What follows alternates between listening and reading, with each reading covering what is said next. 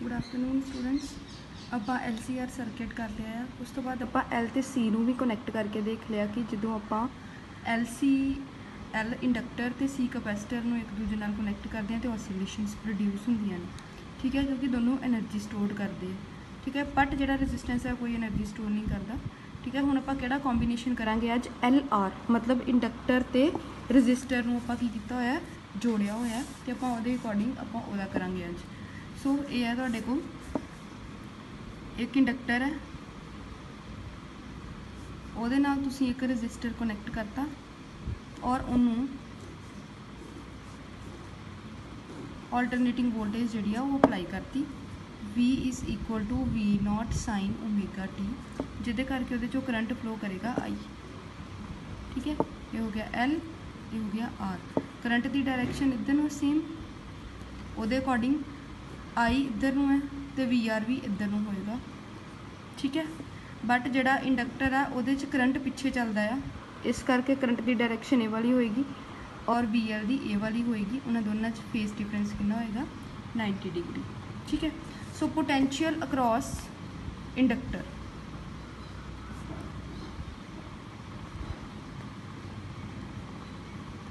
Potential across inductor कितना होएगा तुहाडे कोल VL is equal to IXL, ठीक है। सो पोटेंशियल अक्रॉस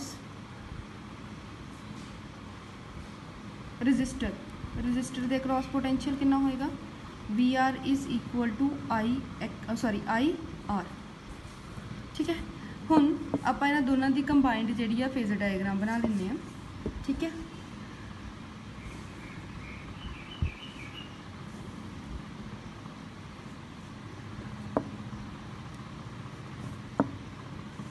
आई की डायरैक्शन तो इस साइड वाला, ठीक है। ये होगी तुहाडे को V resultant making an angle phi with the current, ठीक है। इत्थों एक परपेंडिकुलर ड्रॉप कर लो, इत्थों भी ड्रॉप कर लो। इधर नूं डायरैक्शन होएगी VR दी ते VL दी किधर नूं होएगी ऊपर नूं, ठीक है। O A B and C। हुण जिहड़ी तुसीं ट्रायंगल लैनी है इन ट्रायंगल OAB, ठीक है। OAB जी ट्रायंगल है उस पाइथागोरस थ्योरम अप्लाई करो, की आएगा OB square is equal to OA square plus AB square.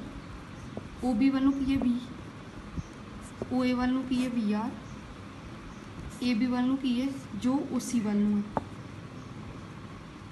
So इथों V की आ गया under root VR square plus VL square, ठीक है। हुण VR ते VL की वैल्यू पुट करो, की आएगा V is equal to IR दा स्क्वेयर प्लस IXL दा स्क्वेयर ओदा अंडर रूट। इन्हां दोनों चों I स्क्वेयर कॉमन आ जाना है, ब्रैकेट की बचना है R स्क्वेयर XL स्क्वेयर दा अंडर रूट।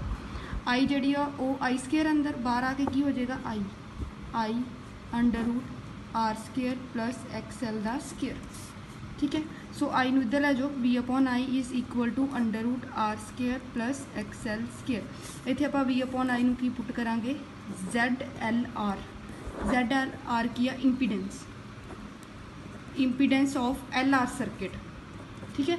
LCR सर्किट की इंपीडेंस Z मनी, हुण आपां LR कढ़ना है। LR की इंपीडेंस की है ZLR की, ZLR की है opposition to the current in the circuit containing inductor and resistor। हुण आपां कढ़ना है phi phase difference, tan phi is equal to perpendicular की है AB, बेस की है OA। सो AB की वैल्यू की है VL, सॉरी OA की वैल्यू की है VR, VL की वैल्यू है तुहाडे को IXL, ठीक है। तो VR की कितनी है IR, I नाल I cancel. So tan phi की वैल्यू आ गई तुहाडे कोल XL अपॉन R, क्लीयर। अगे करांगे CR सीरीज सर्किट। हुण इहदे विच की है कैपेसिटर ते रजिस्टर, ठीक है।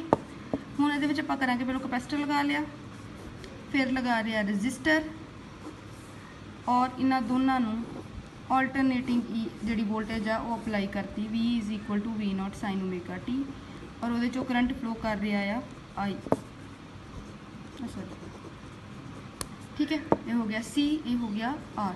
करंट की डायरैक्शन तो इस वाल I भी इधर नूं VR भी इधर, क्योंकि फेस डिफरेंस कोई नहीं होंगे। ये करंट अगे चलता है, मतलब I की डायरैक्शन तो यही होएगी, VC की होएगी नीचे नूं with the phase difference of 90 degree. ठीक है, ये अकॉर्डिंग आप फेजर डायग्राम भी बना लेने हैं।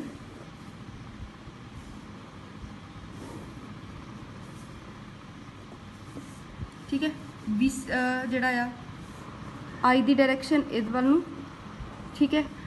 हुण VC नीचे नूं जाएगा, इधर नूं आ गया तुहाडा VC दी नीचे नूं डायरैक्शन, VR दी इस करंट की डायरैक्शन च। ठीक है, O A B and C, this is the phase angle between V and I। ठीक है, सो सब तो पहलों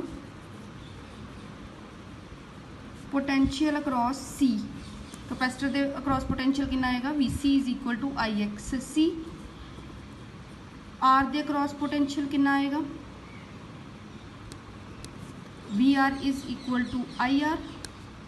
ठीक है, हुण ये ट्राईएंगल लैनी है आप अगेन AOB, वो पाइथागोरस थ्योरम लगावांगे, की आएगा OB square is equal to OA square plus AB square. OB square V they value के बराबर है, OA जोड़ा है वो VR के बराबर है, जोड़ा AB है वो OC के बराबर है, that is VC square. So V की वैल्यू आ गई under root VR square plus VC square. ठीक है, हुण VR की वैल्यू कितनी है IR, VC की वैल्यू कितनी है IXC। सो पुट करो, ये आ जाएगा IR का स्केयर प्लस IXC का स्केयर ओदा अंडर। ठीक है, हुण ये I स्केयर फिर तो कॉमन आ जाएगा, की बचा R स्केयर प्लस XC का होल स्केयर ओदा अंडर रूट। I स्केयर का जो तुम अंडर रूट करोगे तो तुहाडे को आ जाएगा I under root R square plus XC square. I नूं इहदे नीचे लैके जाओ, V upon I is equal to under root R square plus XC का स्केयर। ठीक है, हुण इत्थे V अपॉन I की है ZCR। ठीक है, ZCR मतलब impedance of series CR circuit.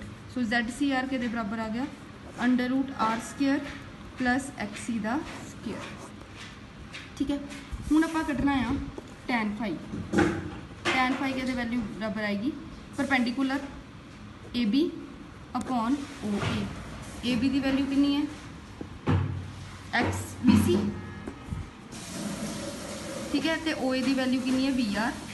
So IXC upon IR, I नाल I कैंसल, तो तुहाडे को tan फाई आ गया XC अपॉन R। अगे करांगे इंपीडेंस ट्राईएंगल एंड एडमिटेंस।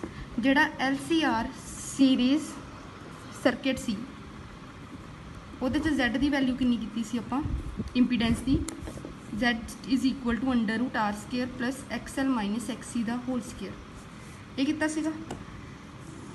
ठीक है, और उहदे विच फेज एंगल कितना कीता सी LCR सर्किट च, tan phi is equal to XL minus XC upon R।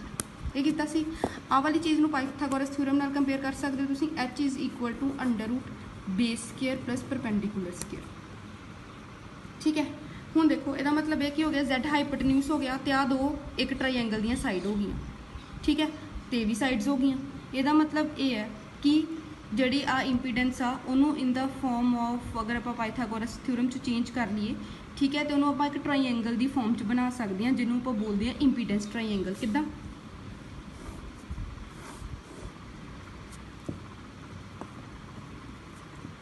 Z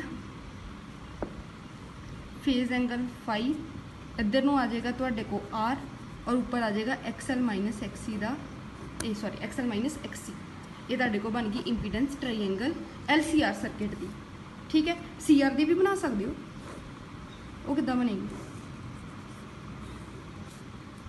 वो की होना है इधर नूं ZCR आ जाना है, इधर नूं R आ जाएगा, तो इधर नूं XC आ जाएगा। ठीक है, ये आ जाएगा फाई एल आर दी भी बना लो।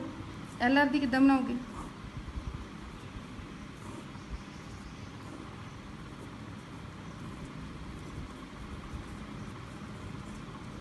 इधर आ जाएगा एक्सएल।